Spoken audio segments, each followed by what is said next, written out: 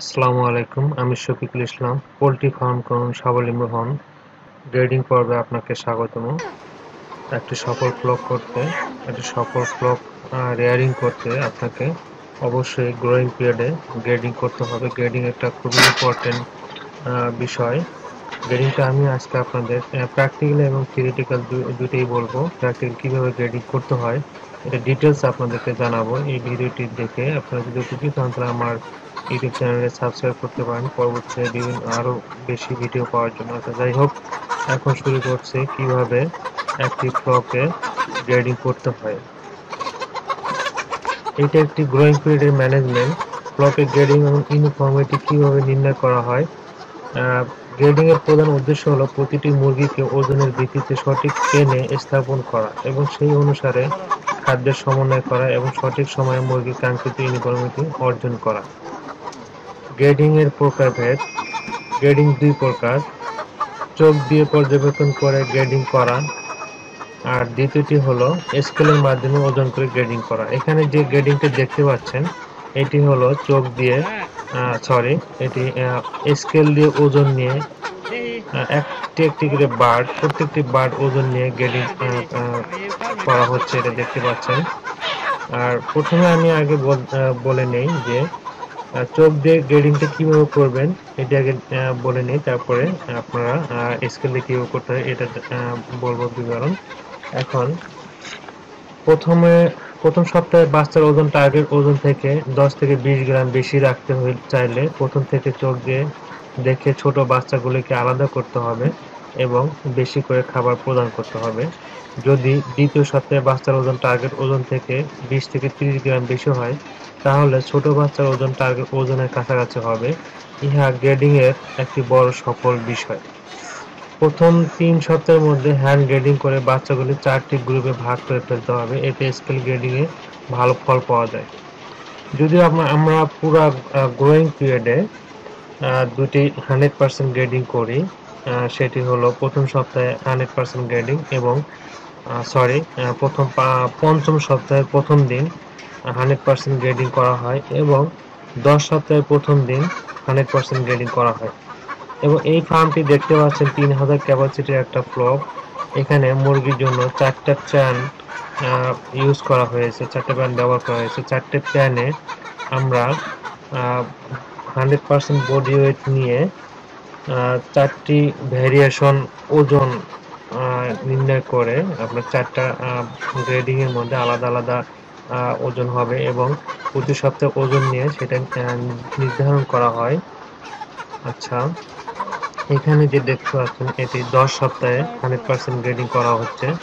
10 সপ্তাহের প্রথম দিন প্রতিটা বার্ড ওজন নিয়ে গ্রেডিংটা করা হচ্ছে এবং স্কেল দিয়ে প্রত্যেকটি বার্ড ওজন নিয়ে নিয়ে আপনার গ্রেডিং করা হচ্ছে। এই গ্রেডিং থেকে দেখা যাচ্ছে যে কোনো বার্ড ছোট স্মলে কিছু বার্ড যাচ্ছে, মিডিয়াম 1, মিডিয়াম 2-তে, মাঝারি 1 এবং মাঝারি 2 এবং বিগ প্যানও যাচ্ছে। আচ্ছা, মূলত আপনার গ্রেডিংটা 4টা প্যান করা হয়: ছোট, মাঝারি 1, মাঝারি 2 এবং বড়। তো এই ওজন হিসেবে, বার্ডের ওজন হিসেবে এই গ্রেডিং গুলো করা হয়। আপনারা এটা প্রথমে করবেন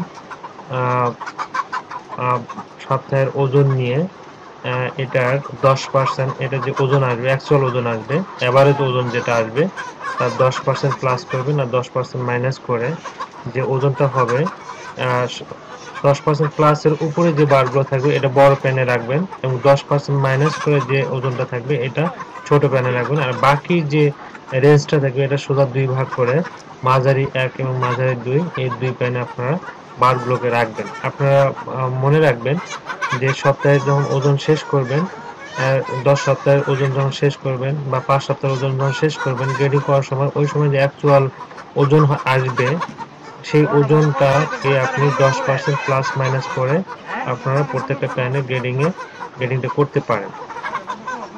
আচ্ছা, তার আগে বলে নেই যে আপনার প্যারেন্ট ব্রিডার ফার্মে প্রতি সপ্তাহে একটা নির্দিষ্ট পরিমাণ খাবার দিতে হয় এবং নির্দিষ্ট পরিমাণ খাবার ইনক্রিজ করতে হয়। এর যে ব্রিডের খাবার যে ব্রিডের বাচ্চা আপনি পারবেন সেই ব্রিডের ম্যানুয়াল দেওয়া থাকবে।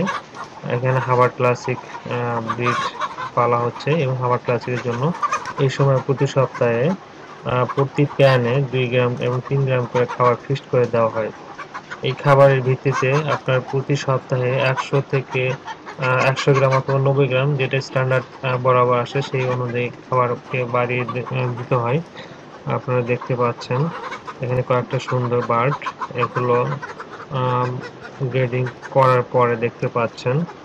আচ্ছা, যাই হোক, প্রথম 3 সপ্তাহের মধ্যে হাফ গ্রেডিং করে বাচ্চাগুলো 4টি করে ভাগ করতে হয়। আচ্ছা, এখানে আরেকটি বিষয় বলতে না বললেই নয়, সেটি হলো যে আপনার গ্রোয়িং পিরিয়ড আপনার গ্রোয়িং পিরিয়ড 2টি 100% গ্রেডিং বাদেও আপনি 10 সপ্তাহ পর্যন্ত মাঝের সপ্তাহগুলোকে সপ্তাহে 1 দিন থেকে 2 দিন আপনারা হাফ গ্রেডিং করবেন, চোখে দেখে হাফ গ্রেডিং করবেন। দেখা যাচ্ছে যে ছোট প্যানের মধ্যে বড় বার্ড হয়ে গেছে, এই বার্ডকে পাশের পাশের প্যানে দিয়ে দিবেন এবং বড়, মাঝারি এবং মাঝারি অন এখানে যে ছোট বার্ডগুলো আছে এগুলো বাছাই করে আপনার ছোটতে এনে দিবেন।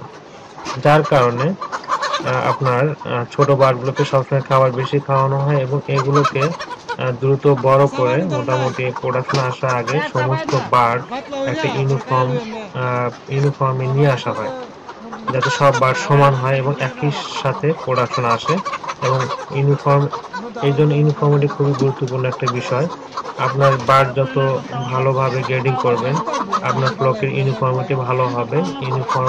আর একটি ইউনিফর্ম ফ্লক আপনার সবচেয়ে ভালো প্রোডাকশন দেবে, একই সাথে প্রোডাকশন বেশি আসবে এবং আপনি চেষ্টা করবেন সবচেয়ে বেশি ইউনিফর্মিটি রাখার। এই জন্য গ্রেডিংটা খুবই ইম্পর্টেন্ট বিষয়। আচ্ছা, প্রথমে আমি বলতে চাই যে 4 থেকে 5 সপ্তাহের মধ্যে বাচ্চাগুলিকে 100% গ্রেডিং করতে হবে। মুরগির বয়স যখন 10 সপ্তাহ হবে তখন দ্বিতীয়বারের মতো 100% গ্রেডিং করতে হবে।